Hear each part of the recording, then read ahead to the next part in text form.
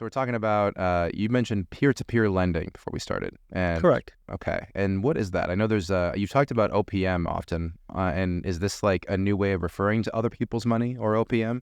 It is. It's what's happening out there right now. And it's going to happen more and more. If you're a business owner, if you're a real estate investor, whatever it may be, you're going to find more and more people looking for other sources. We all know what's happening out there with affordability. Banks are starting to charge more. DSCR is now getting into the 9s and 10s. Oh, really? Yeah. Fix and flip loans are getting into the 11s, 12s, and even 13s now. So affordability is tough. Terms are tough, meaning they're giving you less money on these deals.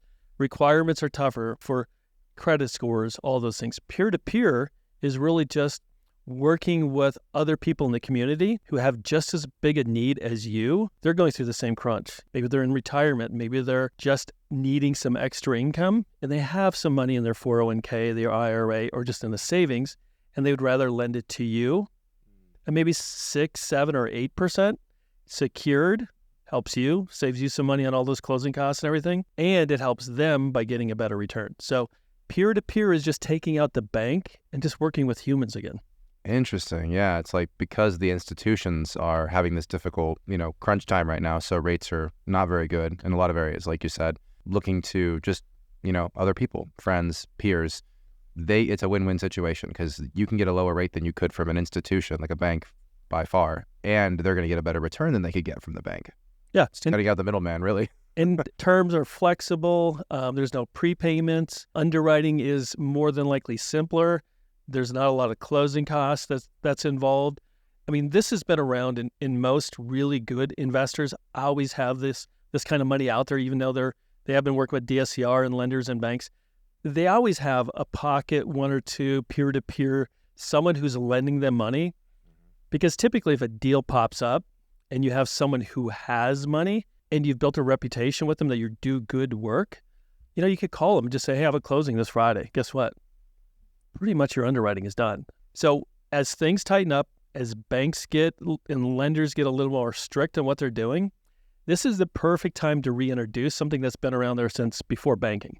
Yeah. It seems like this very... I don't know, like the original banking, right? Like banking is just an outgrowth of the fact that people would lend each other money. And then it was such a useful thing and for human beings and societies that it became institutionalized. Correct. And so now it's like we go back to the basics because the institutions are going through a difficult, period. Is that right? Well, the Fed is making them go through the, Right. It's the Fed, yeah. They're tightening everything. They're making it hard on them. But it's also just a great time to remember that there's other options out there. There's trillions of dollars in retirement accounts and people's savings, and people are pulling money out of banks because they don't know if the banks are solvent or they're going to stay solvent. So they're looking for something. They want to make a better return. They want something secured. And as long as you do it right, make sure you protect them. It's a great win-win situation for everyone. And any investor out there or business owner should be looking to peer-to-peer lending, even if it's just $5,000 to help make the payments or the down payment. It doesn't have to be, a $500,000 loan, but it can be. That's interesting. A $2-3 million loan. There's all kinds of people out there with all kinds of pockets full of money. You just have to find ones that fit what you're needing. But I think it's time that we reintroduce something that has been around way before banking started. People used to have to rely on other people and family to help them and lend them some money. What do you say to those that, I think I heard this growing up often, is that like if you borrow from family or friends, like it complicates the relationship. Like I just remember having this, like maybe this was a rumor spread by banks to get us to just use them. But like I always heard this notion, it's just in my head swimming around from growing up, that you're complicating the relationship. It's going to make things uncomfortable between you and family members or friends. Like, do you have anything to say to that where it's like, well, the way to make it not uncomfortable? Well, number one, making sure you're putting them in good deals. Because if you're not putting them in good deals, it can become uncomfortable because maybe it's going to go in default. Maybe you're not going to be able to make payments, all those things. When I talked about peer-to-peer, if it's family, friends, or even people you don't know, it's putting them in good deals, which I mean deals that have a very good chance of cash flowing if it's a rental property. Great chance of being flipped. We see them all the time. We're still seeing them, even in this market, where people are buying properties at 82 or 85% ARV. There's a very good chance they're not going to make money. That's a bad deal to put someone in. We also have deals where we're seeing people at 65 or 70% and they could cash flow. Those are good deals. So uncomplicating, not making it stressful for your family is making sure you put them in good deals and not gambling, let's just see if it works or not. We're looking at good deals now and in the future. And the good investors who are doing good deals, there should be no stress on the family. But let's look at it another way.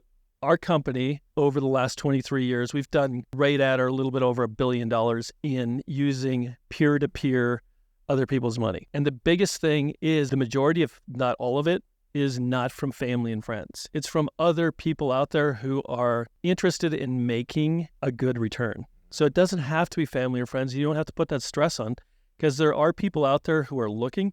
There are probably more people looking to get a better return now than there are people who are looking for the money. Oh, interesting. Okay. So there's a lot of OPM, other people's money, or peer-to-peer out there right now. Yeah.